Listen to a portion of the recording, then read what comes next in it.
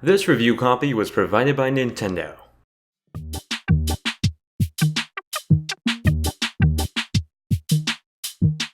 So while I was playing Death Stranding for review, Nintendo randomly announced and released The Stretchers. It's a co-op puzzle game from the development studio that worked on Little Nightmares. In true Nintendo fashion, it's a new IP that's fun and wacky with the premise that you can only expect from them.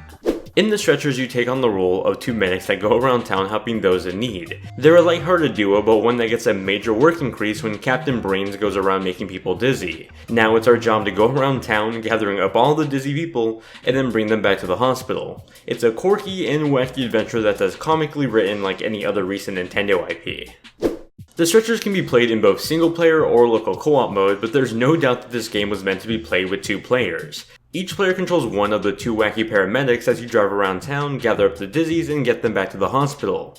Along the way, puzzles and obstacles will get in the way that add on to the challenge of these paramedics already being a bit on the clumsy side. If you're playing solo, the game controls sort of like a top-down twin-stick shooter in the sense that you control both characters at the same time, just with separate analog sticks. It took a bit to get used to, and even then I found myself pausing to recollect my memorization of the controls. It added to the clumsiness of the gameplay for sure, but also in moments where I was just trying to do basic tasks. It's for that same reason I went with playing with my roommates instead. If you're playing this with local co-op, the game actually forces you to play with separate Joy-Cons, so if you're going to be playing this on a Switch Lite, it's something you should take note of.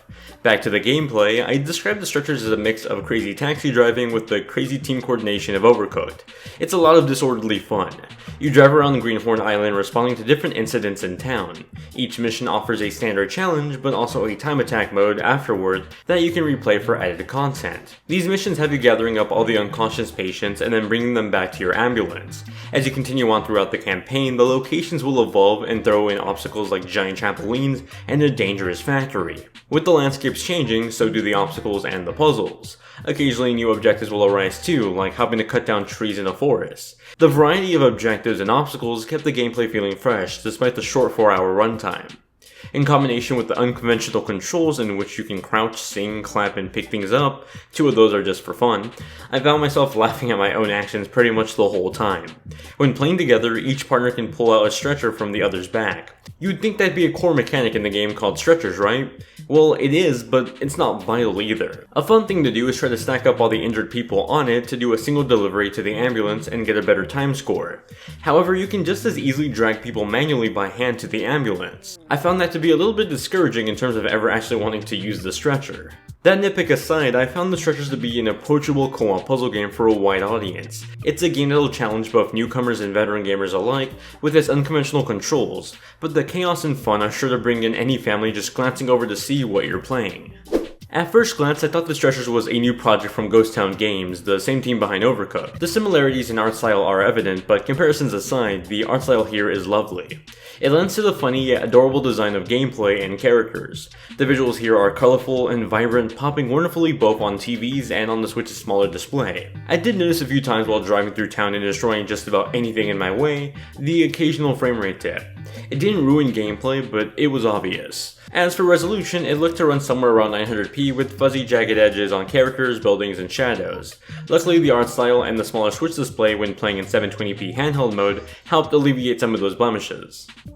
The Stretcher's selection of music is soothing and calm for the most part. It plays along with the comedy and chaos gameplay using the tempo of songs. As you're driving around or starting a mission, music will come off as soothing. Some piano keys in the background with some maracas fading in and out. It's an overall peppy tone, but as the timer starts to run down and obstacles get in the way, the music will pick up and more instruments will join in. I wouldn't say the music is particularly catchy, but I like the use of it as an add-on to the tone of level and gameplay. The Stretchers is Nintendo once again giving free reign to its partners to experiment, and when Nintendo experiments, it can either turn out horribly wrong or magically wonderful.